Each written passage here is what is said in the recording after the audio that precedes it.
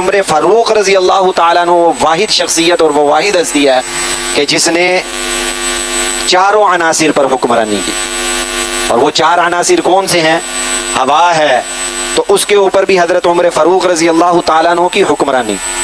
اگر آگ ہے تو سیدنا عمر فاروق رضی اللہ تعالیٰ عنہ کی اس کے اوپر بھی حکمرانی. اگر مٹی ہے تو سیدنا عمر فاروق رضی اللہ تعالیٰ عنہ کی اس کے اوپر بھی حکمرانی. اور اگر پانی ہے تو پھر اس کے اوپر بھی سیدنا عمر فاروق رضی اللہ تعالیٰ عنہ کی حکمرانی. اور اس لیے کہا جاتا ہے کہ حاکم عناصر اربع تھے، یعنی کہ چاروں عناصر پر حکمرانی کرنے والا یہ خلیفہ تھا. چاروں عناصر پر، آگ پر، پانی پر، مٹی پر، یعنی ہوا پر. ایک واقعہ لکھا، آپ سوچتے ہوں گے کہ ہوا پر یہ کیسے ممکن ہے کہ ہوا پر یا آگ پر یا مٹی پر یا پانی پر کیسے حکمرانی کی انہوں نے. تو سن لیں کہ ان کے دور حکومت میں ایک مرتبہ مدینہ منورہ کے گرد و نواح کہیں آگ لگ گئی اور وہ آگ تمام کی تمام بستیوں کو جلاتی ہوئی چلی جا رہی ہے، جلاتی ہوئی چلی جا رہی. پانی پھینک رہے ہیں، آگ بجھنے کا نام ہی نہیں لے رہی. اب انہوں نے سوچا کہ یار کیا کریں، اب چارہ کار کچھ نہیں. آئے امیر المؤمنین حضرت عمر فاروق رضی اللہ تعالیٰ عنہ کی خدمت میں اور آ کر کے کہنے لگے کہ امیر المؤمنین آگ لگی ہے اور تمام کی تمام بستیوں کو جلا رہی ہے، تو کوئی طریقہ بتائیں کہ آگ کو ختم کیا جائے، آگ کو بجھایا جائے. حضرت عمر فاروق رضی اللہ تعالیٰ، ایک جگہ لکھا کہ حضرت عمر فاروق رضی اللہ تعالیٰ نے ایک رکا لکھا اور کہا کہ جا کے یہ آگ کے اندر پھینک دو. اور دوسری جگہ ایک جگہ اور لکھا کہ اپنی چادر اتاری اور جا کر کے کہا کہ یہ جا کر اس آگ کے اندر پھینک دو.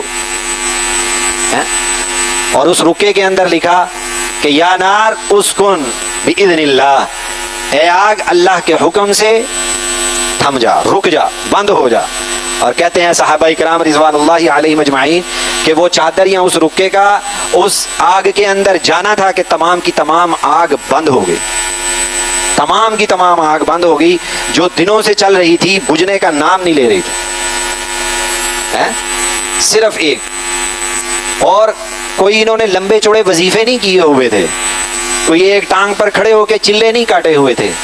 کام کیا کیا ہوا تھا؟ اللہ کو راضی کیا ہوا تھا. اور کس طرح راضی کیا ہوا تھا کہ جس طرح حضور نبی اکرم صلی اللہ علیہ وسلم نے ارشاد فرمایا تھا اپنی زندگیوں کو ویسے گزارا تھا جیسے.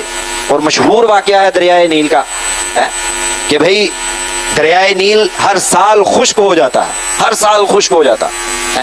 جب حضرت عمر فاروق رضی اللہ تعالیٰ عنہ کا دور حکومت آیا اور کہنے لگے کہ امیر المؤمنین یہ جو دریائے نیل ہے نا یہ ہر سال خشک ہو جاتا ہے، اور تب تک یہ دریائے نیل چلتا نہیں ہے جب تک اس دریا کے اندر ایک خوبصورت نوجوان لڑکی کو دلہن بنا کر اس دریا کے اندر نہ پھینک دیا جائے تب تک یہ دریا چلتا نہیں ہے. کہنے لگے اچھا بس آج کے بعد کوئی بندہ یہ ترکیب استعمال نہیں کرے گا.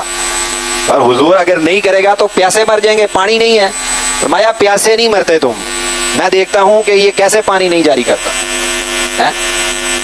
تو کہنے لگے کہ رکا لکھا دریائے نیل کے نام، پانی کے نام، کہ اگر تو یہ کام اللہ کے حکم سے کرتا ہے تو ٹھیک ہے کرتا رہے، لیکن اگر تو اپنی مرضی سے کرتا ہے تو پھر یاد رکھ اگر تو اللہ کے حکم سے کرتا ہے تو پھر اللہ کا حکم یہ نہیں ہے کہ بھئی قیمتی جانوں کا ضیاع ہو، قیمتی جانیں تیرے اندر ڈبوئی جائیں تو پھر چلے. اگر تو اپنی مرضی سے کرتا ہے تو پھر آج کے بعد تو خشک رہ، ہمیں تیرے پانی کی ضرورت نہیں ہے. کہتے ہیں کہ وہ رکے کا اس دریا کی زمین کو ٹکرانا تھا کہ پانی شر شر چل پڑا. اس لیے کہتے ہیں کہ پانی کے اوپر بھی حضرت امیر المؤمنین سیدنا عمر فاروق رضی اللہ تعالیٰ عنہ نے حکمرانی کی. اس لیے آگ پر بھی حکمرانی، پانی پر بھی حکمرانی. زلزلہ آیا مدینہ میں حکمرانی کے دور پر اور درہ مارا، کہنے لگے کہ اے زمین کیا تیرے اوپر میں تیرا حق پورا نہیں کرتا؟ جب تیرا حق تجھے پورا کیا جاتا ہے، تیرے اوپر انصاف ہوتا ہے، تیرے اوپر اللہ اور اس کے رسول کے احکامات کو پورا کیا جاتا ہے، تو پھر تو کیوں تکلیف دے رہی ہے مسلمانوں کو؟ کہتے ہیں کہ اس کے بعد کبھی زلزلہ نہیں آیا وہاں پہ. دوبارہ ان کی حکمرانی پر زلزلہ نہیں آیا. ہاں جی, مٹی پر بھی حکمرانی, ہوا پر بھی. فرمایا ایک دفعہ ایک قافلے کو بھیجا کسی جگہ جنگ پر, اور اس کے سلار تھے, اس کے جو جرنیل تھے, حضرت ساریہ رضی اللہ تعالیٰ عنہ کو بنا کر بھیجا. اب جنگ جاری ہے, حضرت امیر المؤمنین رضی اللہ تعالیٰ عنہ سیدنا عمر فاروق رضی اللہ تعالیٰ عنہ منبر کے اوپر تشریف فرما ہے, اور ایک دم خطبہ پڑھتے پڑھتے فرماتے ہیں یا ساریۃ الجبل, اے ساریہ اپنے پیچھے دیکھو, پہاڑ کے پیچھے تمہارا دشمن چھپا پڑا ہے. کہتے ہیں کہ جنگ ختم ہو گئی تو جب حضرت ساریہ رضی اللہ تعالیٰ عنہ جنگ ختم کر کے مدینہ منورہ تشریف لائے, اور صحابہ نے پوچھا کہ اے ساریہ کیا تمہیں حضرت عمر فاروق رضی اللہ تعالیٰ عنہ کی یہ آواز سنائی دی تھی؟ کہنے لگے ہاں, میں نے حضرت عمر فاروق رضی اللہ تعالیٰ امیر المؤمنین کی یہ آواز سنائی دی کہ اے ساریہ اپنے پیچھے دیکھو, پہاڑ کے پیچھے دشمن چھپا پڑا ہے. کہتے جب میں نے دیکھا تو واقعتاً پہاڑ کے پیچھے دشمن چھپے تھے, ان کا تعاقب کیا اور ان کو جہنم حاصل کیا, اور ہم جنگ جیت گئے. اور یہ کام کس نے کیا؟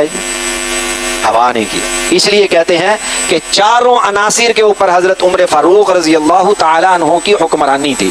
چاروں عناصر کے اوپر, ہوا ہو تو حکمرانی, آگ ہو اس پر بھی حکمرانی. کوئی عنصر ایسا نہیں تھا کہ جو حضرت عمر فاروق رضی اللہ تعالیٰ عنہ کی حکمرانی سے باہر ہو اور وہ بات نہ مانتا ہو.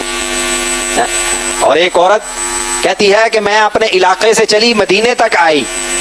فرمایا کہ بتا تم نے راستے میں لوگوں کو کیسے پایا؟